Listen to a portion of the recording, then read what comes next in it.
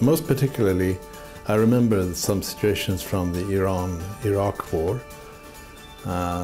debilitating conflict. And one of my greatest disappointments was that we actually, Prime Minister Palme and I, presented a solution in 1982, which was almost exactly the same that was adopted 6 years later. The difference being 700,000 people killed. But we had some successes and some problems with that negotiation, some setbacks.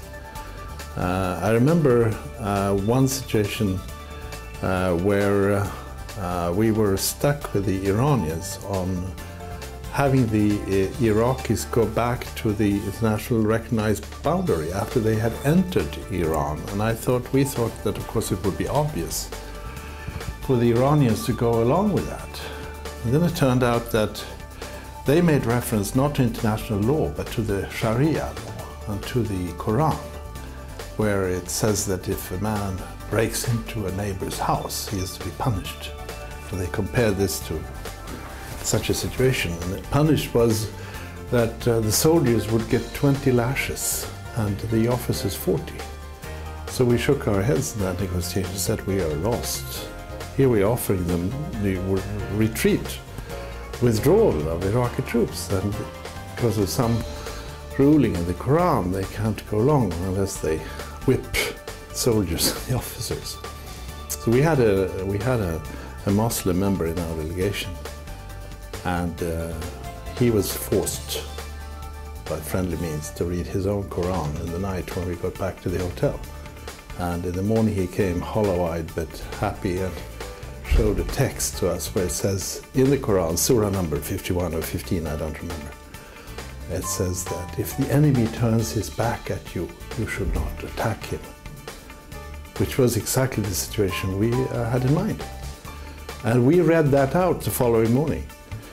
And the whole atmosphere changed from the skepticism the night before to the smiles around the table, picking up their small pocket Qurans, checking for facts, nodding.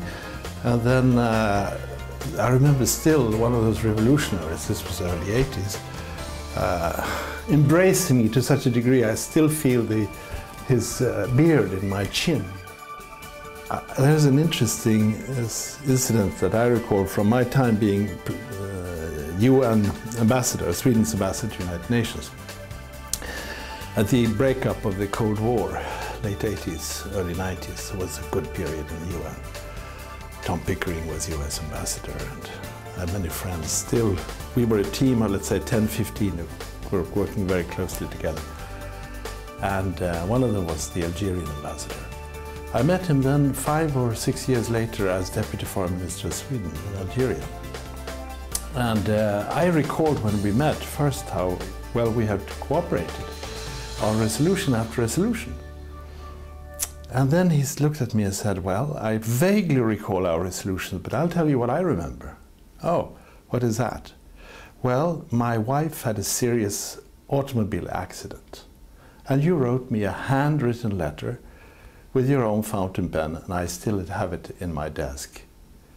So that to me was a reminder that, yes, you did all that work on the resolutions professionally, but what really touched his heart was this letter.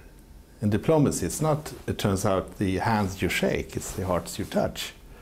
And that, I think, we must accept as a fact of life. And sometimes Swedish shyness or others stops you from doing that. But I think when you reach out that way, you create that confidence and sympathy, which is the basis of finding solutions to difficult situations.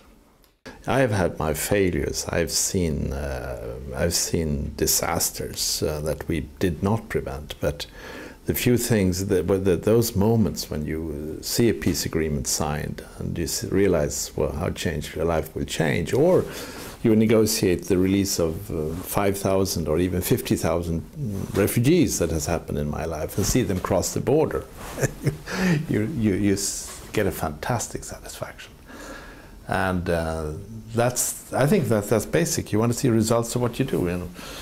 And in my case, I've been lucky enough to do that. I feel very sorry because people ask me, how can you stand seeing that suffering? And I say to them, I think in a way I'm more fortunate than you are, because you are frustrated and you are sitting here and you are here at home. You are a teacher or you are an electrician and you just see this on television and you ask, what do? You send so much money to a non-profit organization, but I am out there.